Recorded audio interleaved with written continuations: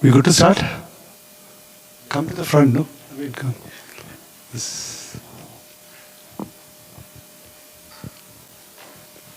I think the war is impacting attendance too. All right, okay. Good afternoon, everyone. Today we have with us Arlane Gordon-Bray. And we are really honored to have you in our midst today. A quick introduction about Arlane. She's a US diplomat with the Department of State, whose career spans across defense, private, non-profit, and academic sectors across multiple continents, with professional experience in more than 10 countries. So she has held roles including the Executive Director of the Edgecombe County Public Schools Educational Foundation, where she helped lead innovative, community-driven approaches to education in rural North Carolina. So she's also the co-founder of Twin Counties Catalyst Collaboration Lab. Community service has remained a central thread throughout her career, reflected in her ongoing mentorship, nonprofit leadership, and active membership in Alpha Kappa Alpha Sorority Incorporated. I said right, yeah? Okay. Earlier in her career, Arlane has served as Executive Director of the Institute for Politics and Strategy at Carnegie Mellon University, where she managed research teams, led executive education programs for government and industry leaders, and developed initiatives at the intersection of technology, national security, and policy. She has also contributed to global efforts, such as the World Economic Forum, Global Shapers Community, including presenting work at the Davos. She holds a BA in International Studies from Virginia Tech and an MS in Public Policy and Management from the Carnegie Mellon University. Outside of her professional work, she enjoys traveling and exploring new places and has been a yoga beginner for over 15 years. So welcome, Arlane, to Bauer School of Entrepreneurship. We are truly honored to have you in our midst today. I'm not going to be having too many questions to ask you. I think all of us, we have the students and we have all the employees who work at Bauer also. You've spoken to Pavan. What we all carry as common point is an entrepreneurial mindset. If not, it is there to build that. And for me personally, having worked for 25 plus years across various corporate segments, I think the last year meeting Pavan was a turning point, where that mindset of, not just the mindset of entrepreneurship, but then to really start something. And I'm sure that the same would be vouched by a lot more people in the space and many outside otherwise. So thanks to Pavan for creating this great space for all of us, which is very focused on entrepreneurship. The most interesting thing that we've all found across going through a profile was that besides the diplomat that you are and having served various countries at various capacities, it was a co-founder thing that, connected with us. So could you tell us a little more about, let's start with that, because that would connect with all of us. The co-founder life that you started, what happened in that space? Yes. Well, first of all, thank you so much from US Consulate Hyderabad. It is a pleasure and an honor for myself to be here as well. So yes, before I was a diplomat, I was a failed entrepreneur twice. And it was a fantastic journey, but hard. It was a very hard journey. So the first time I was just trying out consulting on my own and trying some ideas. I did not know how to brand myself, so that was one journey. The second, for Twin Counties Catalyst Collab, that is a heartbreaker of a journey, but we still did great things. So the whole point of the organization is that we were trying to get rural communities prepared for the future of work. Where I lived in North Carolina at the time, it was about 40,000 people, and I had worked at Carnegie Mellon at that point for 6 years. So I had seen from 2011 through 2018 what was happening with AI, what was happening with automation. We were having meetings in Silicon Valley, and I remember thinking, there's a lot of people about to be out of work in 5 to 10 years.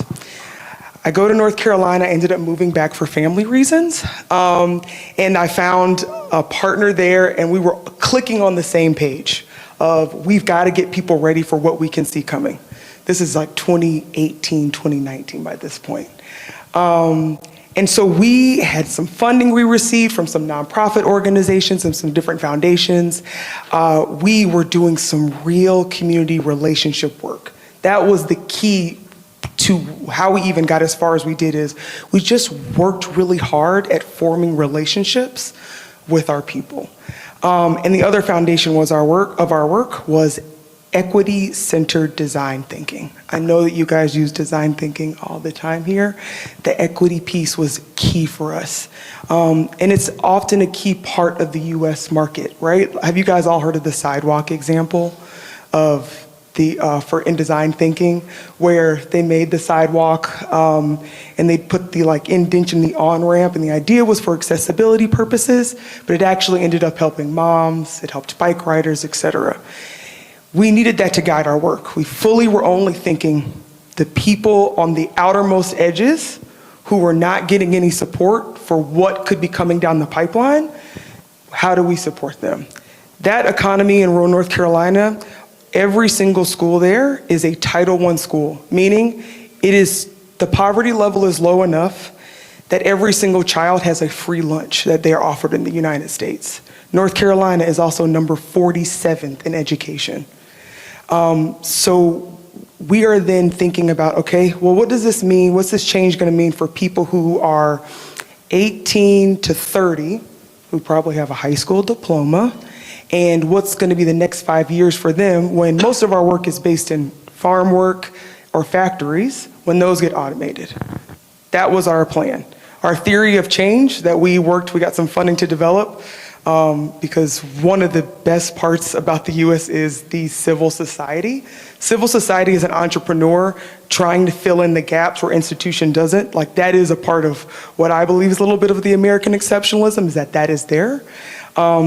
We got funding to try to move forward with that work. We did a lot of community discussions. I think I did 150 interviews in a town of 40,000 people, to try to figure out what would it really take for you to feel comfortable that if your job shifts in the next 5 years, you can make that move.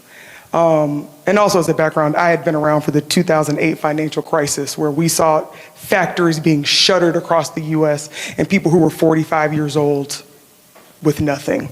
And our suicide rates rose, right? So this is a real concern on so many levels for us, right? So we had come up with a great theory of change. We're moving forward. We are moonlighting, right? I'm working a full-time job, and then we are meeting every day 8 to midnight. I know you guys know what that life is like, when you just believe in an idea and you're there, and we had the relationships.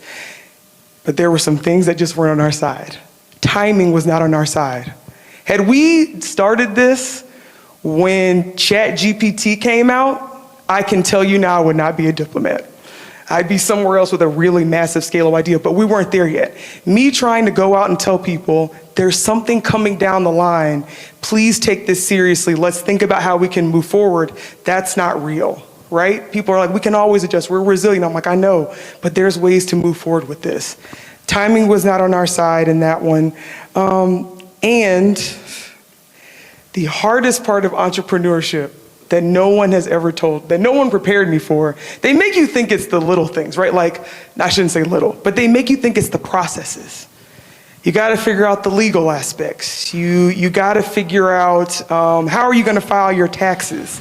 What ways are you going to put your money in? How are you going to, do your inventories? All of these things. The hardest part of entrepreneurship for me, it's your own stuff. It's all of your own worst habits for me came out in entrepreneurship. The constant believing in yourself of this is a good idea, I've got to keep pushing forward, when no one else but you and your co-founder are really believing in this idea. Because when you go to someone and say, my theory of change is that if I want to focus on a family, focus on an individual that's 20 to 35, what I'm going to do is, they all mostly have kids. I'm going to create community programming with artists that we're going to employ to teach them a new hobby. Because I know if you have a new hobby, you are going to be a lifelong learner. Now, if I explain that to someone, they're like, sure, that sounds great, but that doesn't catch on like a wildfire. So it was my own thing of just like, I've got to just keep at this, as well as, my own time management issues. They just got in my way as an entrepreneur. But failure is a part of the ride, and that experience helps me be a better diplomat, right? Like, I know now I'm an entrepreneur within the US government of trying new things, being okay with failure, and thinking about the margins and the people at the margins, even in my work now. It's what inspires me to make sure that once a month, sometimes twice a month, I'm visiting a different part of India to ensure that I understand every single community that I interact with here in this country, because I'm trying to make sure I understand every single person here as a diplomat that I can connect with on US interests. That's just one example of that. That's an amazing journey. Just to give a twist to the conversation here, and the topic of today is building across communities, and you worked across 10 countries already. Yeah. Now, what is that in real life when you say building across countries? For example, in India, when you travel, you don't have to cross the borders. It's itself so, the kind of, the varied cultures and people that you could meet. But now, going across countries and continent, what does that in real life means when you're talking about building communities? And what is the kind of work you've done in those spaces? In those different spaces, yeah, so a little bit of everything across that, I would say. When I was in Tanzania, I was working for the East African community. We were looking at cases that were wanted by the ICC to see if those could be tried in the East African Court of Justice. I did defense work in Australia, and I also did some work about small businesses entering the pipeline for their mining department, so a little bit there. Of course, the Davos work, we're working on a massive international project, thinking about the future of work. We created a game with a Italian education firm, which was kind of fun, and some travel in there in between. What does that look like on the ground, like in terms of connecting with people? Yes, yeah. And an outcome. And an outcomes. One thing I always like to push forward to people is that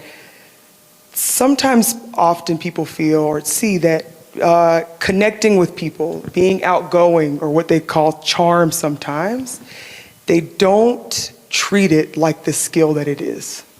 It takes a lot of skill, a lot of learning, and a lot to figure out how are you connecting with people, different stakeholders at various levels across different communities. It's reading books. It's not just reading books about it, but it is. There's a part of like reading books. Who are the experts that have done this and where they have failed? I mean, it happens in diplomacy all the time of like missing the mark of that we think we're speaking the same language and we're actually not speaking the same language. But diplomats that have failed in that, or people who you see they're experts and watching them, what do they do at every second? Reading books about how you design rooms and design spaces to ensure that ideas are going to be transferred or that innovation happens. And treating it in the same way that if I'm going to continually learn some new coding, that I continually learn how do I connect with people and how do I build relationships and things like that.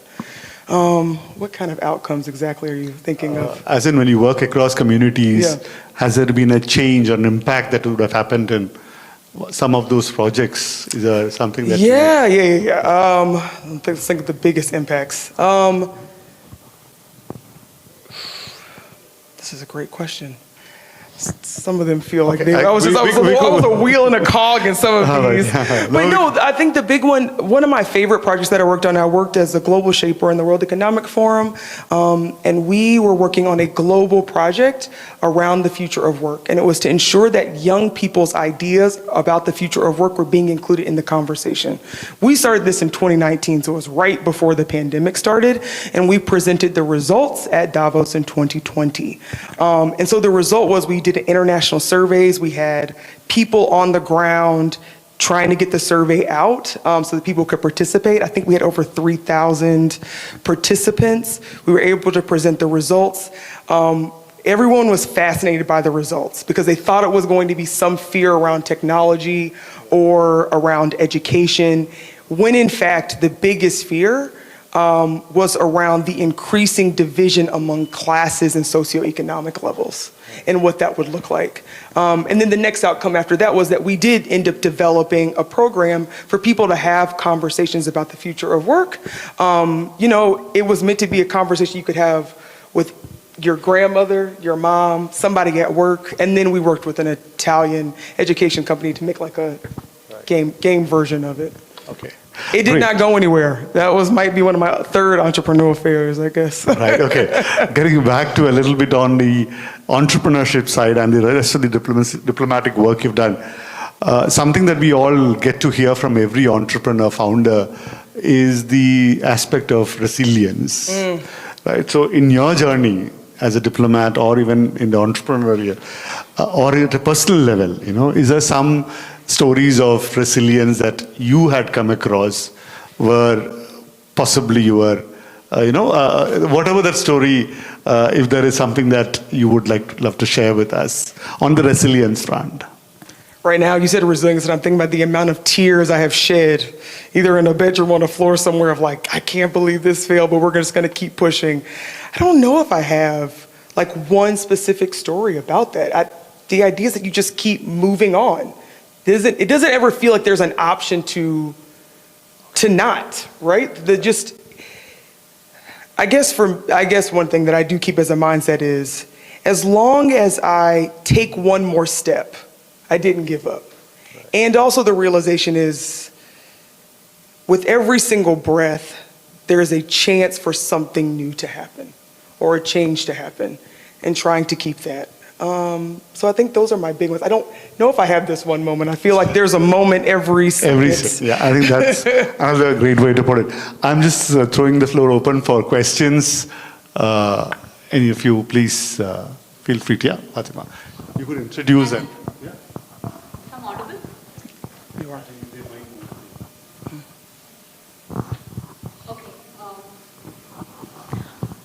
So, Ms. Arlane, as a part of your... a quick intro, so she... Okay, hi, my name is Fatima, and past 14 years, my experience has been into the space of education, social impact, and hearing your story was very relatable for me, working in communities, and also the startup ecosystem. So even here, I work very closely with the founders here at Power.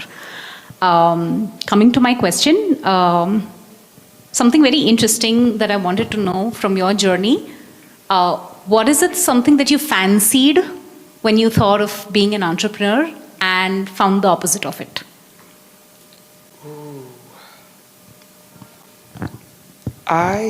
The thing that I fancied was flexibility, because I don't like waking up early in the morning at all. So that, and I'm like, my prime time is middle of the night working. That is what I fancied. It's like, oh, I'm going to have so much of my schedule. This is going to be great. And that is not the truth. When you're an entrepreneur and you are in it, you are working 16-hour days. When you believe in an idea, right? Like when you're just hungry and passionate for it. So that is one thing I thought I was going to have, and I did not. But I'm also glad you mentioned education. That actually is my biggest resilient story. Twin Counties Catalyst Collab did not do well. We had some gains for people, but on the other side, I then start working for the school system, and because I had built so many relationships, both with the community members, and because I had been working with philanthropies to try to raise money around this one idea and formed relationships within the philanthropic community. Once I was asked to become the foundation director for Edgecombe County Public Schools, and I was able to raise $1.5 million in a year.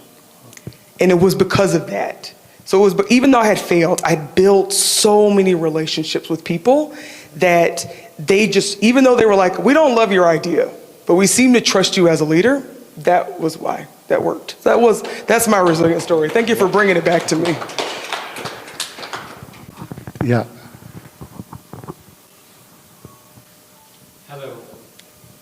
My name is Jitesh. I'm a well-being coach.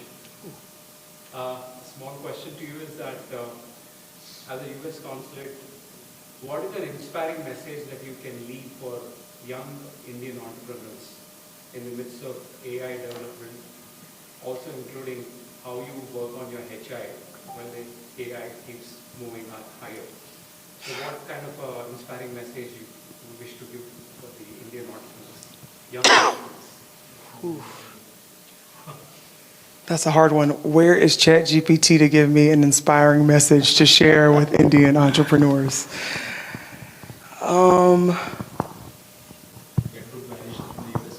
Say what?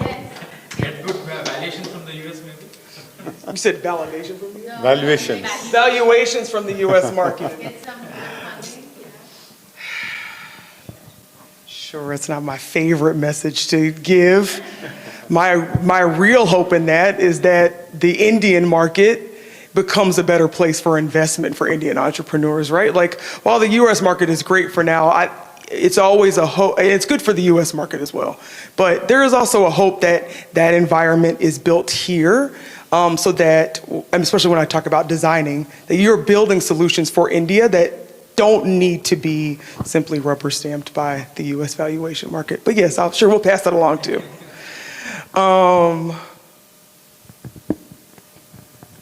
This is a hard one. See, I should have gotten prepped for this one. I don't know if I have that, except for being authentic to yourself, right?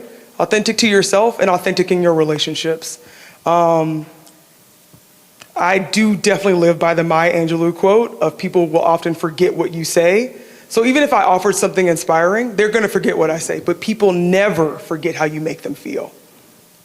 You know that from education. It's the hard teacher who may say the right things, but if their message is off, kids don't remember. They remember when you make them feel good. And that is in every single work that I do of trying to ensure that you make people, you go in with the sense of how do I want people to feel when I leave this? Do I want them to feel confident in me? Do I need them to feel confident in themselves? Or do I need them just to know I'm in charge here? Like, that's not great, but yeah, be authentic in your relationships. I don't think that's that inspiring, but that's the best way to move forward and to live. As I said, the thing with that was hard for me with entrepreneurship is it's yourself, it's your own stuff. The other things you can figure out. The other things that can get boxed up in what you need to learn in entrepreneurship, those are tools that are along the way that people can teach you or you can just pay for, right? Like, there's a lot of things you can just throw money at. You can never throw money at keeping yourself safe, keeping your well-being safe, keeping your guiding star of what guides you in your work to be done. I think that's all I got. I really resonate with that answer of relationship building, which is so important in the ecosystem of an entrepreneur, right from the stage one to the pinnacle of the journey. I really admire that statement, and we as coaches strongly believe in authenticity because that marks the identity of a human being. So authenticity builds humanity. Thank you so much. You're welcome. But also a follow-up to that. I'm glad that you all do pass along that message of community, because especially in the US, one of the issues that we have is popular culture loves to have, people can only digest a certain amount of stories, right? And the story that we love is the entrepreneur that's hustling by themselves. They're the ones that are making it 9 to 5 all day. It's just them by themselves. That is never the story of entrepreneurship. It's never the story. Sometimes it's a story of nepotism. Sometimes it's a story of some big money coming your way from who knows where. But no one does this journey by themselves. But what you can do is be on the front side of that to build like the community of mentors, your community of friends, the people that you trust to be on your personal board, that you connect with, that you check in with. That's the real key. People do that, the hustle or culture. I remember working with teenagers in education and they were just like, yeah, it's just me, Miss AGB, by myself doing this. And I was like, no one exists in that way. No one exists in a silo. We don't see it in nature ever work. So why would you think as a human organism it's gonna work? It doesn't. We have to all do this together. I mean, even as diplomats, the US can't do anything alone. We are here in this country for a reason, for all kinds of partnerships. So it never exists anywhere where we do this by ourselves. So if you can pick up one thing from here, to say that you work across defense, you worked across non-profits, academics, and diplomacy. So was it a deliberate design? No. Or was it something that evolved? And which one would you have chosen if you had told you had a choice, a deliberate design of this path, or that it evolved organically into what it is today? What is that you enjoy in that? Yeah, none of this journey has been on purpose, except for maybe starting a company or trying to start an organization might have been the only thing I really did on purpose, but everything has happened very organically. The first time I actually applied for a job was becoming a diplomat now. Everything else was just through relationship building or different internships, et cetera. But no, I started, just to quickly go through this journey, graduated during the recession. It was hurting for jobs. Started working for an Australian defense company. We were doing risk management for US helicopters in Iraq at the time. I then went to graduate school on a fellowship and started for money on the side. I started working as a research lab assistant. The boss there, the professor, asked me to take over the research lab and then said she wanted to start an institute where we connected research at the university with military and defense and intelligence. And I said, okay, I'm down for the ride. Then decided to do some freelance contracting for a while back in Australia, worked for an IT company, introduced some machine learning for a bit.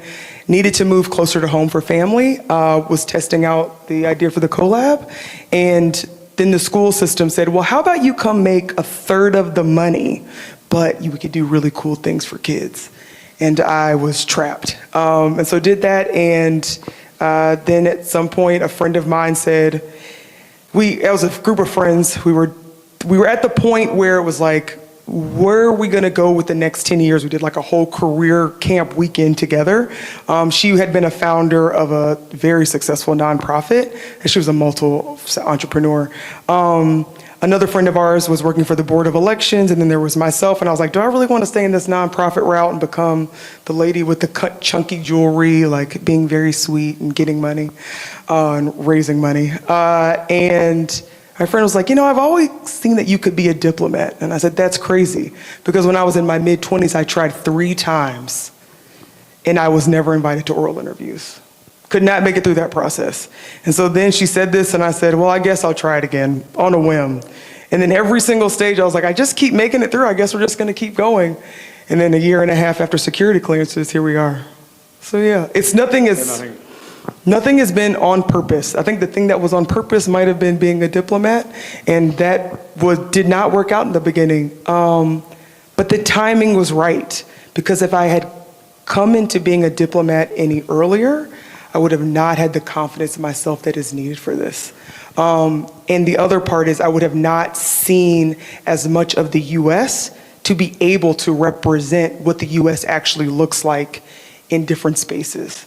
I know most of the time people see the Silicon Valley, the New York side, the DC side of the US. You don't know what Middle America is like, even a lot of my colleagues don't. And it's a very different experience despite being the majority of the United States. Another example I give is when I was working for the school system, the day I started was the first day we had COVID shutdowns.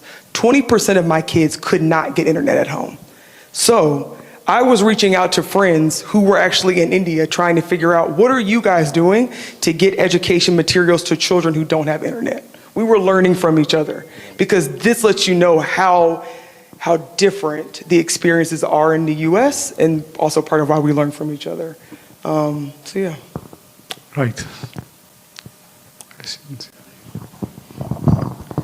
Well, like you said, you have gone through so many different fields, so many different industries, so many Can you different... introduce us, please? Yes, sorry. Sorry, I'm afraid I get to start on tangents way too much. It's a bad habit. Me too, you're fine. Great. So I'm Kritik. I'm a member of BOER's undergraduate program known as BUILD. So like I was saying, you have been through numerous fields, numerous careers, and you've gone through a number of difficulties, like you said, with all of your different entrepreneurship ideas, and probably nowadays just living life in general as a member of the US. One thing that I guess we do talk a lot about in entrepreneurship is barriers. Like you said, both the US and India are kind of multicultural nations. In the US through immigration and India through colonization. And one thing that has created is barriers through things like socioeconomic, sociocultural, and even bias-based factors. Like, I think that we see that can prove to be a major difficulty for many people nowadays. Yeah. So from your experience across such a vast, I would say, I can't even find the words, but I know where you're going. yeah. You're good. What advice do you have for making sure that we can always overcome these barriers and make sure that they never block us from achieving what we want?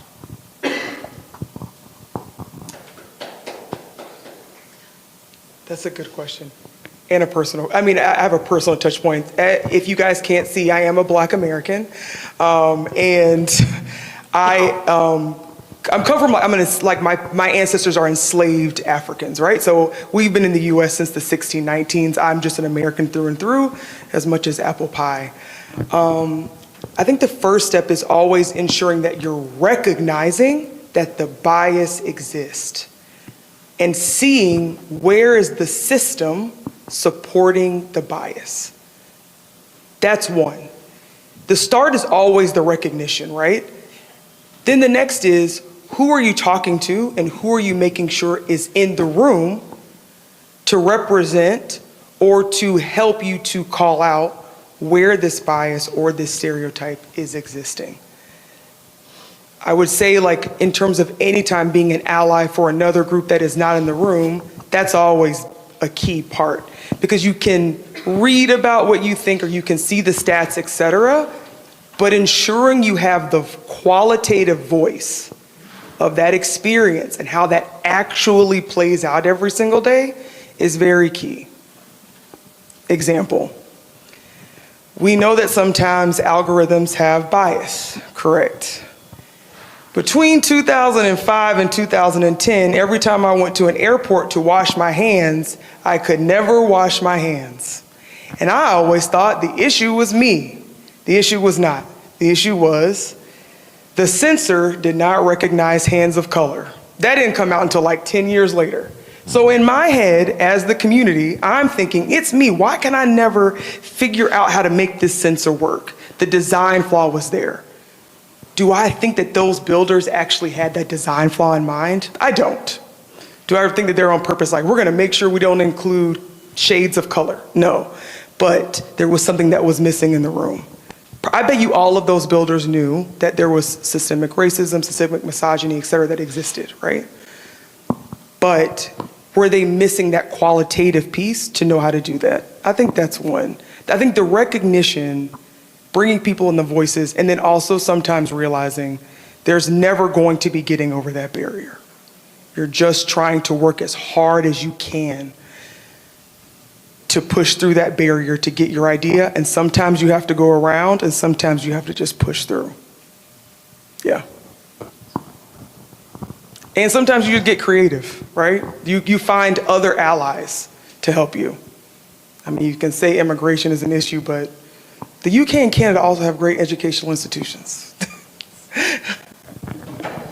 Yeah, so just adding to what you were talking, every time, because you worked across communities, across countries again, every time you enter a new space, you are entering a space which is not possibly friendly.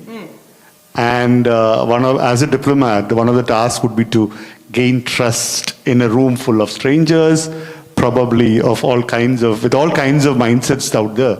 So in such spaces, when you enter, how do you build a trust, which is somehow one of the key things of a diplomat, wherever he or she enters into? What are the ways that typically that you work through To build the trust. Yes. I think the start sometimes is recognizing, is the opportunity for trust to be built? Because sometimes it is not. So there are times where you're either not going to have the time to build trust, because trust does take time. You either don't have time to build it, or it's an audience or a space where it is not possible. We see that often. So I think the first assessment is always, is there trust possible? If trust is not possible, then just what's the objectives that I need to get done, and what's the bare minimum that we need to agree on so that those things we can push forward there. That's it. The second, this is a leaning on time and relationships. It's time, relationships, and then trying to understand what do they need to know and how do I need to show up for them to feel confident in this. One example I give from raising money. When I was raising money for the school system, you've got plenty of people who are in philanthropy who are giving money. Some are just trying to give money because they want the tax benefits, right? And when I tell them it would be so great for kids to just breathe and have the space to breathe, and if we can build in some more mindfulness programming, that would be great. They don't want that. We're not meeting there. And so initially, I'm looking at them like, do you really care about kids? I'm wondering that. They do. And they're wondering to me, does she care about what our interests are, and does she even know what she's talking about? So in that way, I knew I had to build trust by how I show up, and then I knew I needed to build trust by showing up with what mattered to them. What they care about is when I say, by increasing mindfulness in this classroom, this child is going to pay attention to reading. That reading score is going to increase, and when they leave in 5 years and join the workforce for your company, you have a creative thinker with a higher reading level.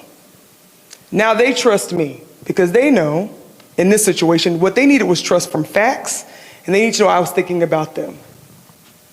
And the other side, now I maybe semi-trust them, but when we come back, but when we're meeting still in the same place of like, they're gonna move forward because they are doing things that are better for that community. But in general, trust just feels like it just takes time. It takes time to figure out where the relationships are. It takes time to make sure we're on the same page. But you don't always have trust. Sometimes you're just moving forward. Sometimes you don't have it. And sometimes there are other barriers, like you mentioned, that are never going to allow you to achieve it. And yeah. Arlane, welcome to the Bauer family. I'm a parent advisor here. And I just wanted to share a short anecdote. Recently, there was an abandoned child who needed the US passport. And your State Department, the consulate, was exceptionally professional and courteous and efficient and effective in helping him secure his US passport. So I wanted to thank you on behalf of the child as well as the professional service that you render at the State Department. Just a personal question. So how is your journey in Hyderabad, in India? Do you travel with security detail that has AK-47s and what's happening with the Iran war? I mean, how is the world changed since? So if you can shed some light. And also, where do you get the last name Arlane Bray from? Because there are a lot of luminaries. And what was your childhood like? Thank you. First part, thank you for telling us that. I'll make sure to pass it to the team. I actually work in American Citizen Services, so it's very good to know that that service was provided and you liked it. Hyderabad has been great so far. Moving around India it's fantastic. I'm smiling because when I came to India, I thought I had some sense of what this place was, and I knew nothing. Like there was no amount of reading I could do or connecting with people that it could prepare me for what India actually is. Every state in India, once I read this in a book, I read it in India after Gandhi. It was like, view every state as its own separate country. that changed everything. So once I did that and started to kind of view this place that way, it's been fantastic. I mean, the heat still gets to me every so often. The spice does not. I'm good on the spice. The spice is not a problem. The heat, I need a fresh lime soda every 2 seconds for the electrolytes, is what I tell myself. Mix every time. I drive, so I'm getting used to traffic. I tell people this all the time. But yeah, it's been good. Getting used to 1.8 billion people it's very different. It's very different. And when we talk about like trust and how we communicate, we definitely communicate. I mean, even in my daily interactions with working here in India, it's a different style of communication. We're all trying to adjust. No one's trying to adjust to me. I am adjusting here because I am the visitor here and a guest here. So I am adjusting and constantly learning. But overall, it's been good.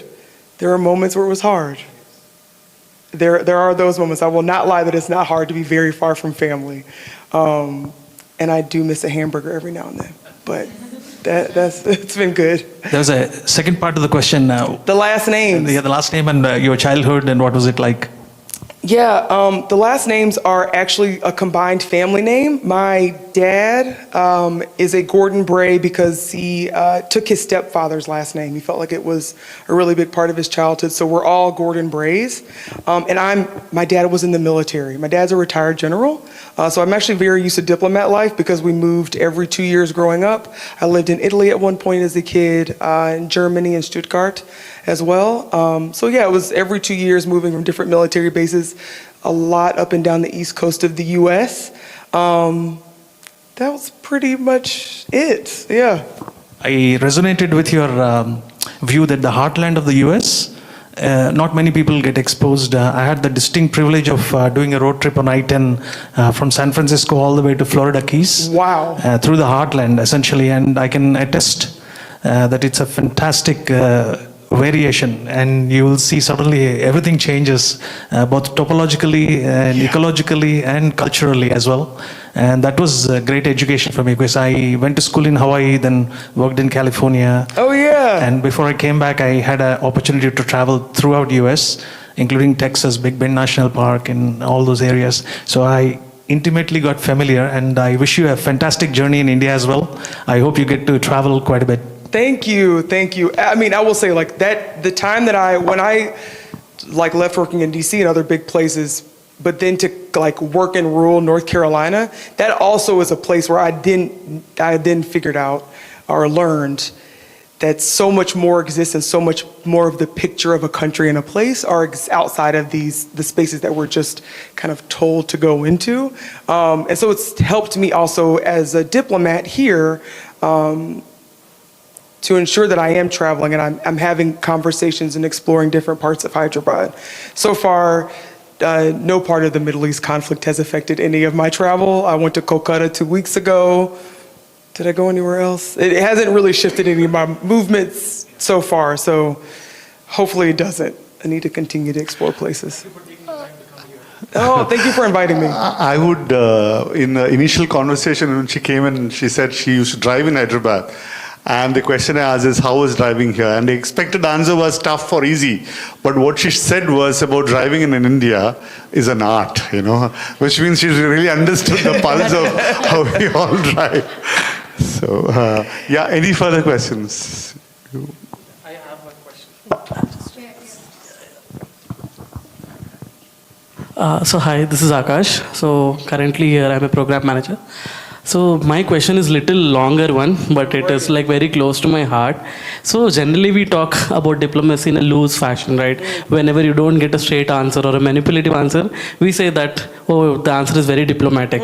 So if you are in that zone, how diplomacy affects on a professional level and how it impacts on your personal? Because on your social life, do you have this conversation where, oh, that she is very diplomatic in talk?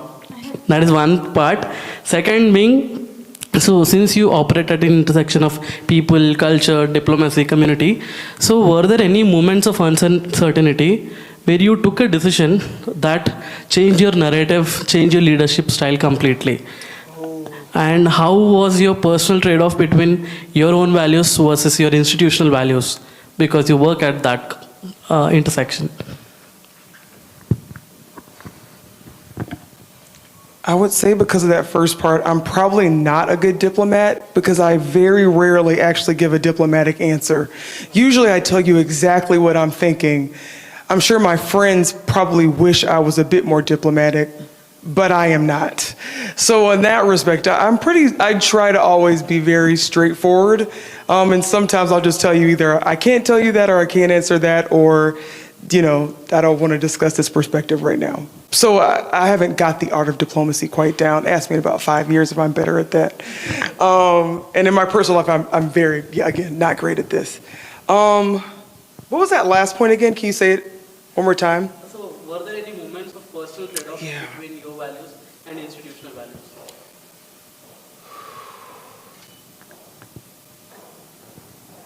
Yes, there have been. And in general, I fight every time. I've left organizations, I have left workplaces when I have felt that my values were not aligned. And then there's been once I was told to just kind of get in line and told if I didn't do this, it actually would hurt the work overall. The example is when the group of us that went to Davos, we had a we did a panel discussion. And the panel discussion was with the UN secretary at the time. All of the panelists were from the Northern Hemisphere. We were all either from like US, someone actually was from Morocco, but she was working in Canada for Microsoft. All of the perspectives that were brought would have been Western perspectives. And I said, the majority of the world's youth live in the global South. If we do not have somebody from the global South, that is a missed opportunity, and it is not fair for that voice to be missing. And I was giving a stern talking to that the work needs to get advanced. We have something that we are trying to push forward, and you just need to get in line with this, being on this panel. And so I sneakily just made sure that when my turn came up in the panel, I made the remark about the fact that that voice was missing from the table in a couple of ways. But no, in general, I'm actually not that good at it. And when I've had moments, which happen especially in diplomacy, when I have moments when they really do go against it, you do at some point figure out what is the red line, like what is your red line? And what are you really working towards? Is this thing in this moment that I disagree with, is it that fundamental red line? Or is it a line for now that I can operate in that still works towards the larger goal of the work that I do? I mean, my job is for the American people. I raised my right hand and took an oath that I work for the Constitution of the United States. That is what I do. And there are moments when life here is hard, and I have to remind myself, I'm here for the American people. I took this oath. This is what I do. So I think that's part of it. And the other is, I read the book, but I forget who the author is. The book is called Let Them. And the point of it is you can't control everyone, and you definitely can't control every institution, and you can't even control how people think about you in every institution. So at some points you just say, you let them, but this is what I'm going to do. That's the second part.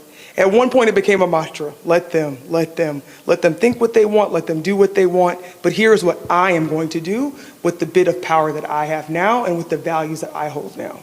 But on that first part, yeah, I've left a lot of places and a lot of organizations I love deeply for this. Any questions? Okay, before. Okay, yeah, ma'am. I'll ask one last question. This is Madhuri from Bauer School. So, as a diplomat, what does your everyday life look like? We're kind of curious. What kind of stuff do you deal with it every day in your life living in India? Yeah, that's a great question. So, number one, I wake up earlier than I ever want to. But it's okay because, luckily Hyderabad traffic doesn't start until 8.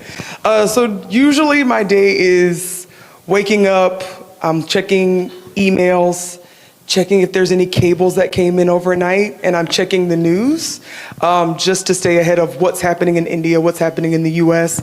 And we get notes, like the State Department gives us this digest of what's going through. So that's part one of my day.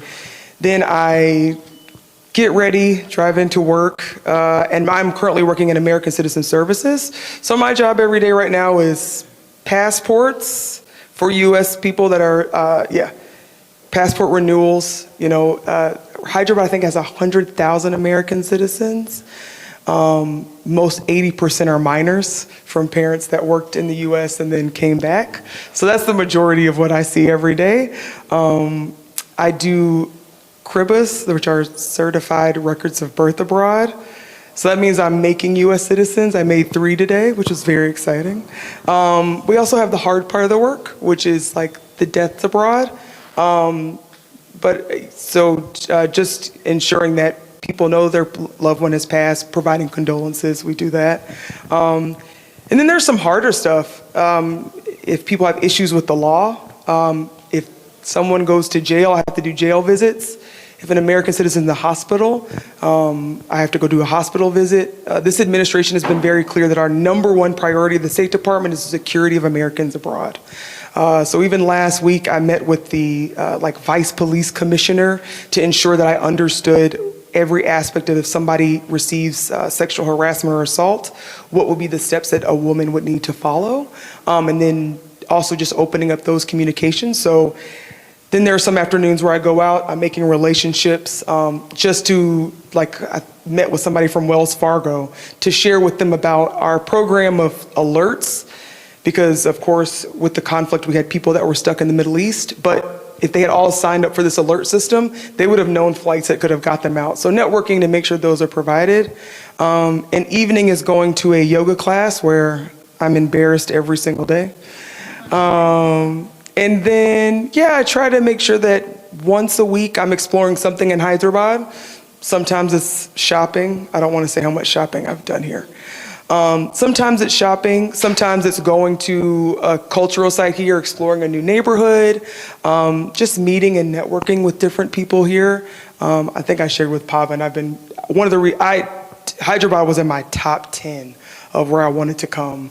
Actually, it was 3 of my top 10, just because of how insane this ecosystem is technology-wise, how it's growing, what it's attracting here in terms of leaders and companies. And so I spend time, both my personal time and work time, trying to understand how this ecosystem operates as well. So that's my normal day. There's always meetings in the afternoons like every other workplace, but that's pretty much it.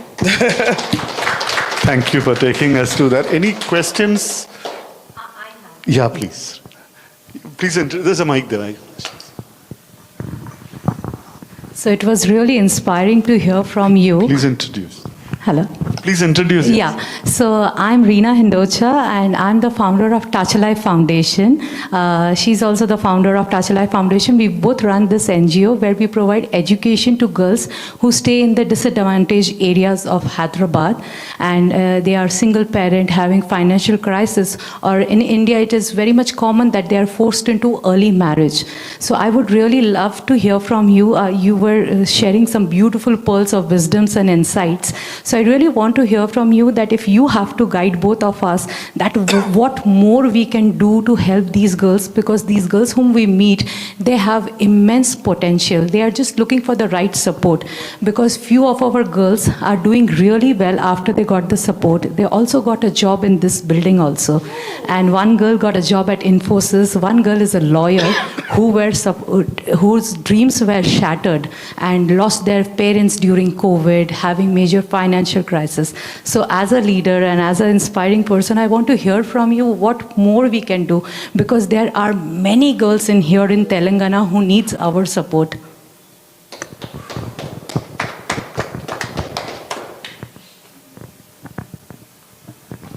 I feel like that's like another 2-hour conversation to figure out how do we strategize to make that happen. And first, thank you for your work. It's fantastic to do that, to recognize that need that's here. and that you've like made the time and created this space for that to happen, and that you're sharing these stories and connecting with these girls in this same way. So on about once a month, I volunteer out in Spandana at Spandana Children's Home with a group of kids who have also been orphaned, and they whoop my butt in chess every once a month, but it's okay, I'll take it. That's a hard question. I don't have like an inspiring answer to give about like how do you really do more. That part actually is a technical question of where, like how did the girls find you, right? What are other connections that you make so that people know to send girls your way? What are the other community institutions where girls are typically going and that those needs are not being met? Like for me, I would easily just be, and also just talking to the girls continually to say, and get from them, how did you find us? Or you know how you found them, but then are there ways for them to share out more information? What are the actual avenues? How do the girls find out about you, or how do you find them? Actually, I'm asking that question. So we go to the different areas where we distribute the pamphlets, and we tie up with a government school there where all the girls come over and register themselves, and we with the team of our volunteers, we do one-on-one counseling, collect the data and do the due diligence, and then we select the most deserving girl. I mean, at this point, if you have that process, then your only barrier is funding, right? To just help more girls. So and it's just not about we select the girls, but once the girl is selected, it's a recurring fees goes there. We help them with life skills, soft skills, skill enhancement programs. We do exposure visit. We take them to different corporate environments. We let them speak to the leaderships one-on-one, and they're building their self-belief and confidence. And most importantly, what we are giving them is the dignity. Right. That they are also a part of our circle. Nobody should look down on them because of their financial thing. Correct. How many girls have you been able to help? So we have 200 girls studying under our scholarship program, and among them 12 girls recently got a job. That's fantastic.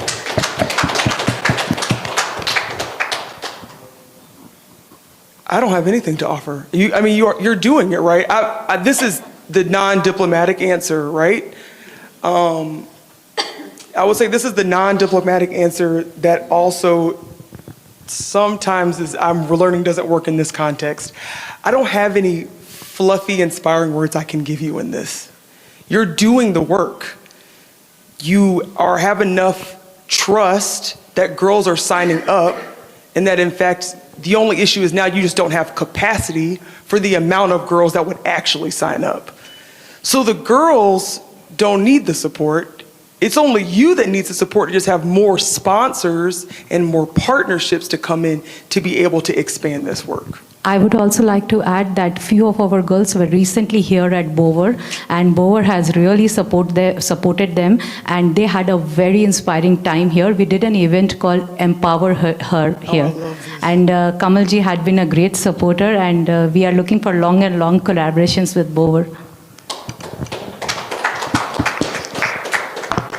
I don't have anything to offer, but I would love to connect further, and I'm sure that there are some other people. I mean, at this point, this is about expanding the networks. But I'm sure you will be able to inspire them. Maybe if you allow, maybe in future you can come over, meet our girls and inspire. Anytime. You send me that invitation, and I will be there, and I can probably bring along 4 other diplomats. So don't worry about that. Yeah. Easily. That's an easy ask.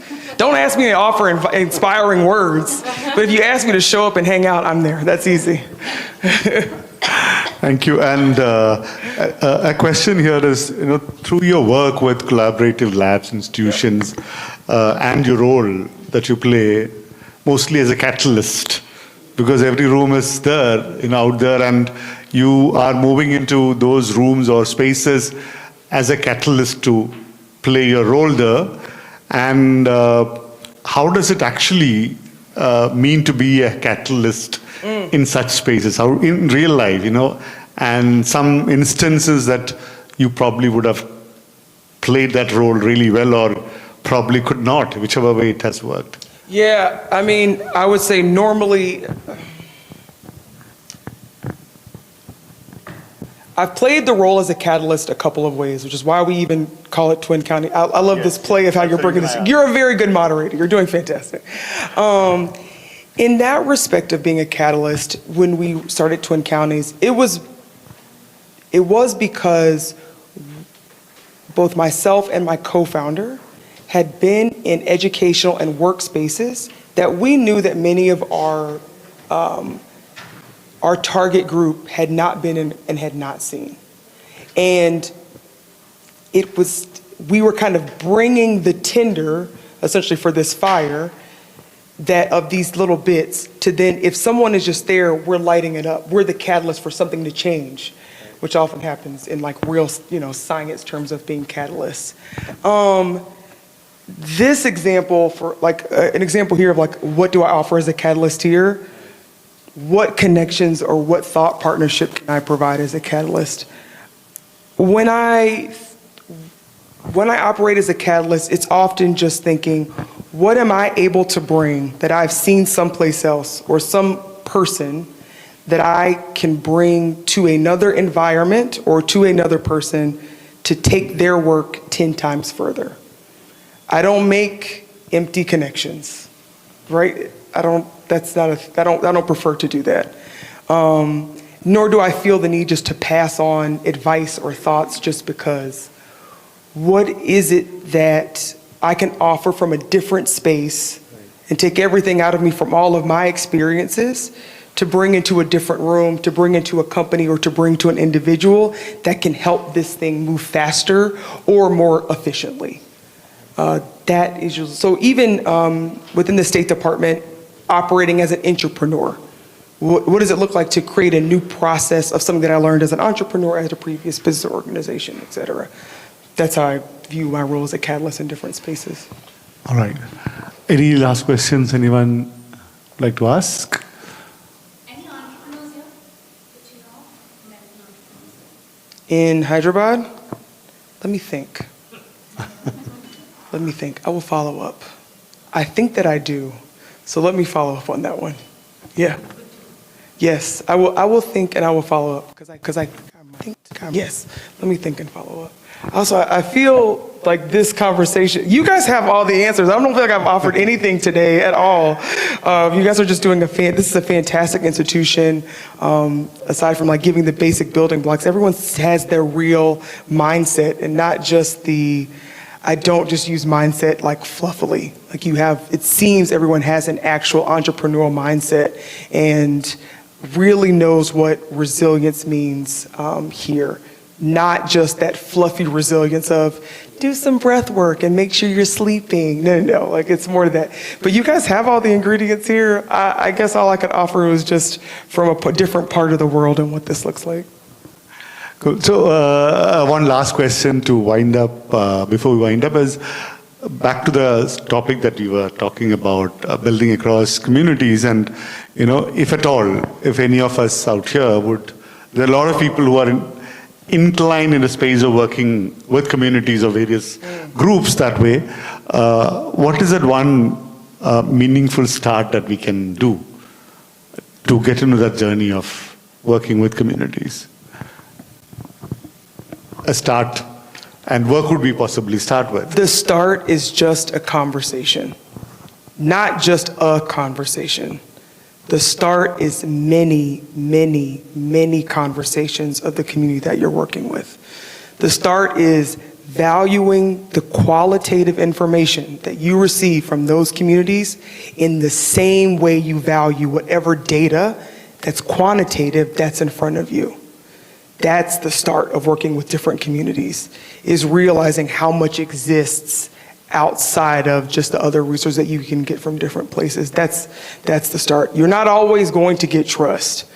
You're not always going to be able to go in with trust, and you're not always going to be able to gain it. That's what you're going to work towards. But conversations, respect, checking your ego at the door, and checking your presumptions of what you thought about the community at the door, but holding tight to your values, that's the start. That's it. Because sometimes I've had conversations with bigots, just to be very frank. And I stuck to my values of knowing how I felt about their viewpoints, but what they had to offer in terms of what they were saying was still valuable. It was still a part, because they were still a part of the community. It's frustrating. When I think about you, I know that you're just like, I know I may not want to talk to a parent that has kicked out their kid for various reasons, right? But that's still an important conversation to have. And that's hard. And I know you're holding back when you have that conversation. I've been there. I've had parents that have said, I didn't achieve much and my kid won't achieve much. That hurts when you know that kid in front of you is bright. But that's an important conversation if you're gonna build for the community, you have to know what that barrier is and you have to know what you're working around. And oftentimes you can still build trust through that. Thank you. Thank you for that beautiful note of, you have one more question, yeah, please. Yeah. This is a cross-cultural question. You explained about your North Carolina background and how you work with communities. When I was studying at the University of Hawaii, there was an exchange visitor program from Japan to Hawaii. Yeah. English immersion. I was just thinking out of the box. You can have students from North Carolina that you're connected to that can come here and then be part of the Bauer ecosystem as part of the Hyderabad exchange visitor program under your blessings and under your protection. It'll be a fantastic exchange. Listen, they won't be under my protection. No one should trust me with that many children from Edgecombe County. But that is a fantastic idea. And I would love to make the connections of what that could look like in the future. Again, Edgecombe County was known as the little innovative county that could, because we were testing ideas like this of how do we put kids on exchanges, et cetera. And even if we can't physically get them here at the moment, but even just to work together in partnership, yes, we can. I've got some good people that we can connect on that front. I'm out of it, unfortunately. The U.S. government takes up all my time, but I can be a catalyst for a connection here. Yeah, I think that's I think we'll continue to follow up with you on this now. And thanks for the time, Arlene, that you've taken out from your busy schedules. Oh, it's a pleasure. And being with us today. I think we are all greatly inspired to have you here today. And thanks for being a great audience on the other side. And as a token of our love and appreciation, we have a little small presentation for you. Oh, this is nice. Thank you. Oh, from St. Jean's. Yeah, sorry. Can you turn? Other side? There we go. You're fine.